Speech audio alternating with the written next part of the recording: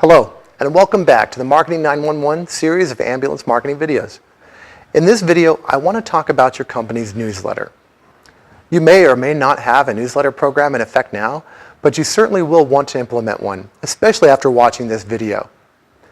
Before we start building a successful newsletter, I want to talk about what makes newsletters so widely unsuccessful. As best as I can remember, every single ambulance company I've ever had the pleasure of doing business with has at one time or another attempted putting together their own newsletter, and every single one of these flopped. That's unfortunate because a lot of smart and capable people have spent a great deal of time and money developing these newsletters. So what makes a newsletter flop? When we put so much time and effort into something, what is it that's responsible for the cold reception it gets in our marketplace? I want you to throw out every preconceived notion you might have about newsletters and how to use them. We're going to start from scratch and put something together that's not only interesting for your facilities to read, but one that will get circulated as well. The first reason newsletters fail is because they take too many resources to create. Though a great newsletter looks easy in your head, the truth of the matter is, once you start actually developing one, you quickly realize that artwork, design, writing, layout, research, and printing can take an enormous amount of time. And time is money. For this reason, many companies start a newsletter and either never finish it or cancel the newsletter within months.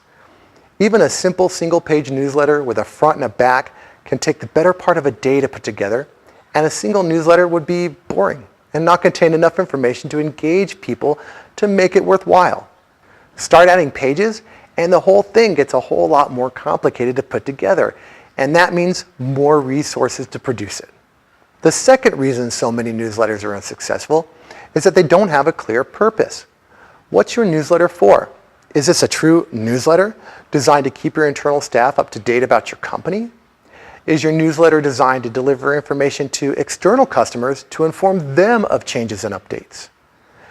Is the point of your newsletter actually a marketing piece designed to get your customers to call you more often?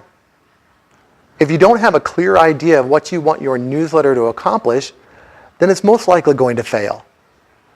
The final problem inherent in newsletters is that they're hard to distribute. Unless you have all the email addresses of all of your customers, then you'll have to print and deliver newsletters through your marketing associates and field staff. The bottom line is that classic newsletters just don't perform well. So how do we come up with a newsletter that solves all these problems? Well, we're actually going to solve all these problems at once. In order for newsletters to be effective, the material contained within them needs to be interesting to your target readers, or they'll simply get thrown out. In any market, there are dozens, if not more, health-related organizations and charities. Each one of these charities and organizations puts on fundraisers and other events to try and spread the word about their cause. AIDS, diabetes, breast cancer, heart, lung, Alzheimer's, multiple sclerosis, cerebral palsy, and other organizations and societies all have something in common with you. A large part of their target audience is the same as your target audience. Since we all share an audience, an opportunity exists for us to take advantage of this fact. In each one of these organizations, there's someone in charge of writing up press releases and other articles promoting their event or their cause. This is great news for us, because since we all share the same target audience, all of a sudden, we've got a very large pool of people who are already doing the work of writing these articles and would love for someone else to help distribute them. There are so many of these organizations that even if only 10% of them will submit articles in a given month, we've got a lot of content.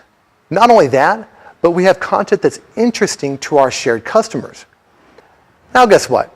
You don't have to write a ton of articles, saving all those resources.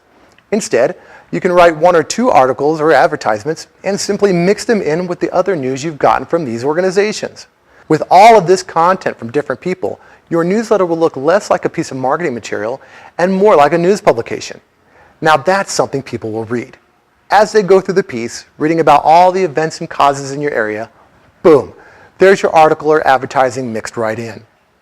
We solve the problem of having interesting content while at the same time making our own advertisements less intrusive. Another great benefit of this type of newsletter is in its distribution.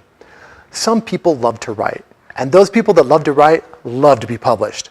By getting the writers in these organizations to send you content, no matter how small your newsletter is, they're getting published. What's so great about this is that all you have to do once you put all the articles together in one piece is simply save this newsletter to an electronic format like PDF and email it right back to the organizations that provided it to you in the first place.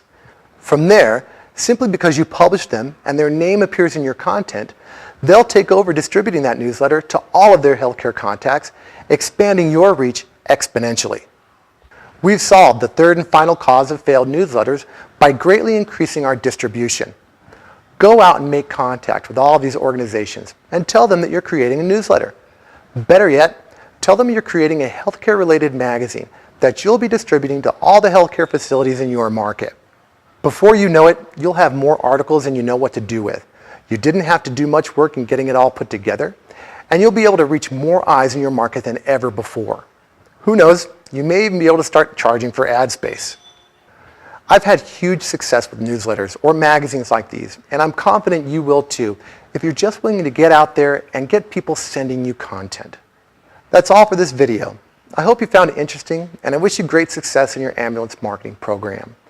If you'd like more information on this subject, I go into much greater detail in my book, Marketing 911, which is available at Amazon.com. I recommend buying the Kindle version because it's cheaper and you can read it on any smartphone, tablet, or computer with the free Kindle app. If you need to get in touch with me, you can always email me at c.webb@emergitrack.com. Thanks. Have a great day.